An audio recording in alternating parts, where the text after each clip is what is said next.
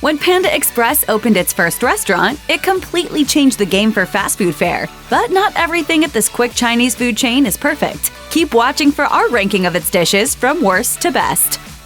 At the risk of coming off like those people who just can't stomach the idea of fruits and vegetables, we had to put the super greens at the very bottom. That said, if you're trying to make some slightly healthier choices, or if you just dislike having to taste anything, Panda Super Greens is definitely a good low-calorie, reduced-carb option. It comes packed with lots of dietary fiber and a surprising amount of sodium when you consider that there does not seem to be any sauce or flavorings of any kind added to the broccoli, cabbage, and kale in this uninspired side dish. Also, we should mention that there wasn't really much kale in this dish, but that may be a bonus for the kale-averse. Now, if you want to use the super greens as a canvas for whatever else you've ordered as an entree, that's cool. Mixed in with an order of orange chicken or Beijing beef, the super greens will add enough bulk to your meal that you might not miss adding brown or white rice to your bowl. But hey, kudos to Panda Express for giving diners a healthy option, so we don't have to experience that oh no feeling when someone suggests fast food for lunch. Otherwise, you can definitely give the boring, salt-forward super greens a pass if you're not too concerned about eating super healthy.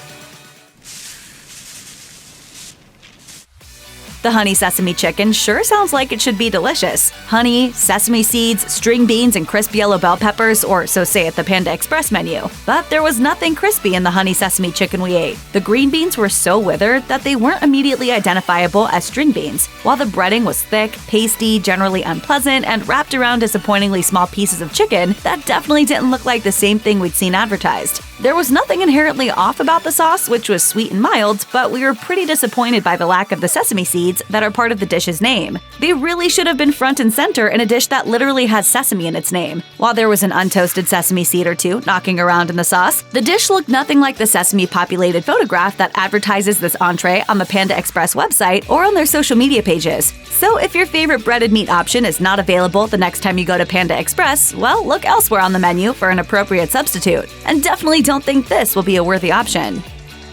To be fair, we were surprised that the Kung Pao Chicken was actually reasonably spicy. You probably know that Kung Pao Chicken isn't a Panda Express exclusive. This famous staple of American Chinese restaurants is popular because of its spicy kick, which usually comes from the whole red chili peppers that share real estate with fresh vegetables like zucchini and bell peppers. Panda Express's version of this dish did have some heat, though arguably not as much as you'd get from the same menu choice at a typical American Chinese restaurant. What was surprisingly absent from Panda Express's version of Kung Pao Chicken was the red chili peppers. We even checked the website to see if maybe the restaurant's recipe didn't include them, but there they were in the photograph, just as abundant as the rest of the vegetables. Bottom line, we're not really sure if we just got unlucky with our portion or if Panda Express's Kung Pao Chicken is typically skimpy on the red chili peppers. Either way, we missed them in their heat in this otherwise boring dish. Despite the fact that the string beans in this dish were much less overcooked than the string beans in our honey sesame chicken, we still weren't able to give this dish that many kudos. The beans had that bright green color you like to see in a well-cooked vegetable, but they weren't really crisp, and neither were the onions. The sauce was also bland and unoriginal, and didn't contain enough ginger flavor to warrant the ginger mention in the entree's description on Panda's website. And while we know fast food isn't really known for its stellar presentation, the chicken in this dish was sliced up so unevenly that it was almost like eating two different entrees, one that was mostly chicken and one that was mostly string beans. As far as lower calorie options go, the string bean chicken was okay. At 190 calories, you don't have to worry much about blowing your calorie budget for the day if you indulge in a small order, but Panda Express does have better tasting low-calorie options available. We'd pass on this entree even if calorie count was at the high end of our dining concerns. Panda's mushroom chicken basically just tastes like the string bean chicken, only with different vegetables. We ranked this one slightly above the string bean chicken, mostly because of the mushrooms in the mix. That said, the mushrooms in this entree weren't really exceptional or anything, but they were at least plump, and they did offer a slightly different texture and some umami flavor. They also did better compared to the not as well cooked zucchini that makes up the other vegetable half of this dish. It's probably safe to say that you could swap the mushroom chicken for the string bean chicken, or the other way around, depending on how you feel about overcooked zucchini versus overcooked string beans, and still have the same basic experience. It does seem like Panda Express could have done a little more to make this entree stand out compared to the string bean chicken, given that they both appear to be made with the same kind of ginger soy sauce. But alas, there are no cashews or green onions or anything else to give your mouth some surprise textures to keep things interesting. So if you're going to choose the mushroom chicken, you might want to pair it with brown rice. That way, you'll at least have a little chew to go along with the other, less impressive textures.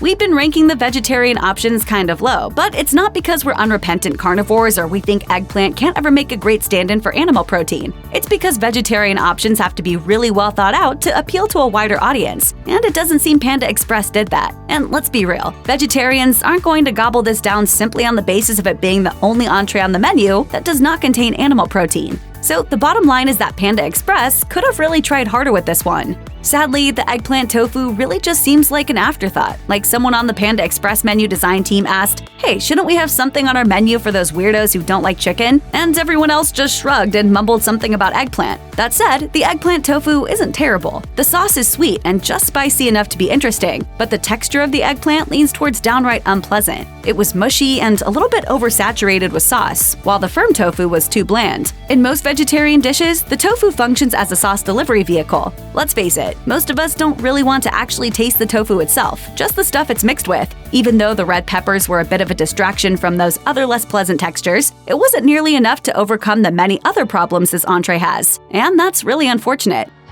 Deep-fried cream cheese Rangoon is kind of a staple side dish for any American Chinese restaurant, so it seems like they shouldn't really be hard to get right, especially if they're only one of 3 different side dishes on your menu. Still, the cream cheese Rangoons we got in our order failed in 2 respects. For one, they were overcooked and they just looked, well, ugly. Instead of that nice 4-petaled flower look that you can see on the Panda Express website, we got some weirdly sad and misshapen things that barely seemed like what we had ordered. That said, these cream cheese Rangoons did rise higher than some of Panda's entrees, mostly because we assume they aren't always overcooked. And it's true that this side was still delightfully crunchy and very complimentary to the rest of the stuff we tried, though the cream cheese filling itself was either just cream cheese or cream cheese and a smattering of other virtually undetectable ingredients. The simple combination was fine, given that these things also taste delicious dipped in sweet and sour sauce. And sometimes it really is all about the sauce. Yeah, I could eat a whole bottle too. Panda Express's honey walnut shrimp got a better ranking than the first breaded offering we tried, mostly because it was not overly thick and unpleasantly mushy like the breading on the honey sesame chicken. But we couldn't rank the honey walnut shrimp as high as we wanted to, partly because the breading was still just a little too soft. It also lost standing because of the distinct lack of walnuts, which is really a major problem for this entree since walnut is right there in the name. Now, don't misunderstand us, as there was a walnut or two in the mix, but we had to take a few bites of shrimp before encountering even a single walnut, and that just wasn't okay. Still, the walnuts we did get with our shrimp, all 3 of them, had a nice sweet glaze on them. Then again, that might have been a slight overkill when paired with the honey sauce, but the overall texture of the dish was decent, and the shrimp had a nice flavor without being overwhelmingly fishy, which is actually surprisingly important in a shrimp dish. Besides the lack of walnuts, our one major complaint was that there were no vegetables. This is great if you can't stand veggies, sure, but it did make this entree somewhat uninteresting and lacking an extra texture. A few onions, at the very least, would have almost certainly lifted this entree up a spot or 2 in the overall ranking.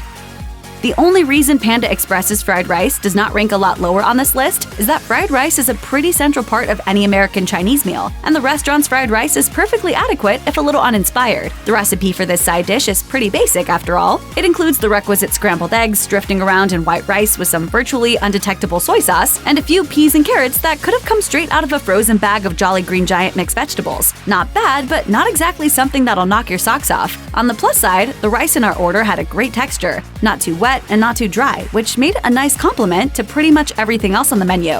And we've had fried rice from other restaurants that went pretty overboard on the peas and carrots too, so the scattered few we encountered in this side dish wasn't all that bad. Furthermore, the nice thing about soy sauce flavored side dishes is you can always add more soy sauce. That is, if you remember to grab a couple of packets of the stuff when you pick up your order.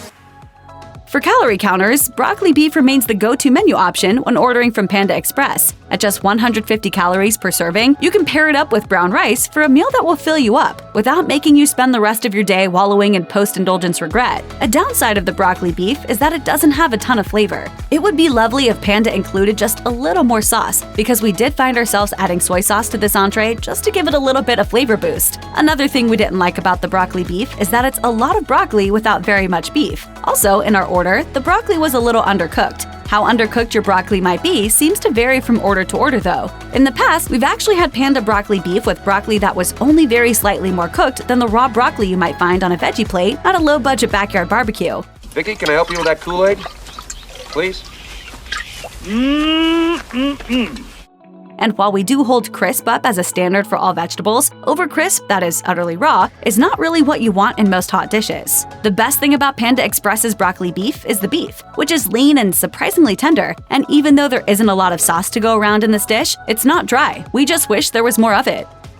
The most disappointing thing about Panda Express's chicken egg roll is that there's only one of them in an order. Granted, the one egg roll is considerably larger than the 2 vegetable spring rolls you get in an order of a similar alternate appetizer, but it's still barely enough for one person and would be kind of awkward to share even if you wanted to. We do like the chicken egg roll though, mostly because it's got a great crunch and it pairs well with the chain's sweet and sour sauce. Our main complaint was that it was really hard to actually identify the chicken. If there is any actual chicken in the filling, it's been pulverized to the point where it's hard to pick out the individual pieces from the cabbage, carrots, and green onions. All of those have seemingly been mushed together to form a pasty yet surprisingly delicious filling. If you're not too bothered with petty little concerns like, is there actually any meat in this thing? Then this is a good appetizer choice. But really, if we had to choose one or the other, we'd probably pass this one up in favor of the vegetable spring rolls.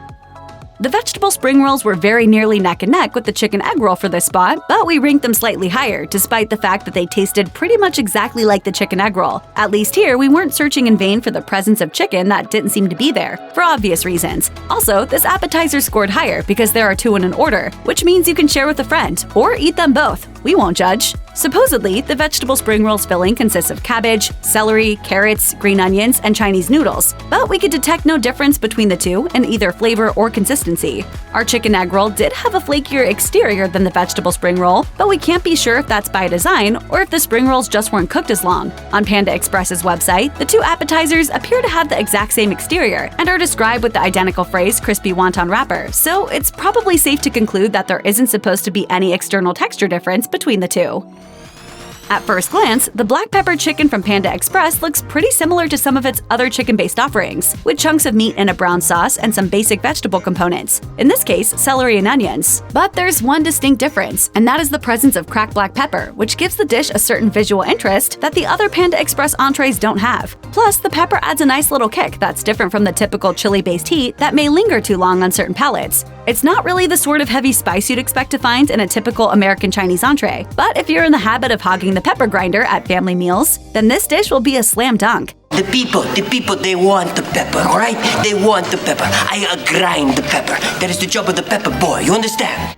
Having said that, some people do think excess black pepper is off-putting, and if that's you, you might want to pass on the black pepper chicken. If you love the spice or are even just okay with it, then we recommend this entree over most of Panda Express's other unbreaded chicken dishes, if only because its opposite of bland flavor profile is both delicious and unique. At 280 calories, it's not quite as diet-friendly as some of your other choices, but it isn't a total diet buster either.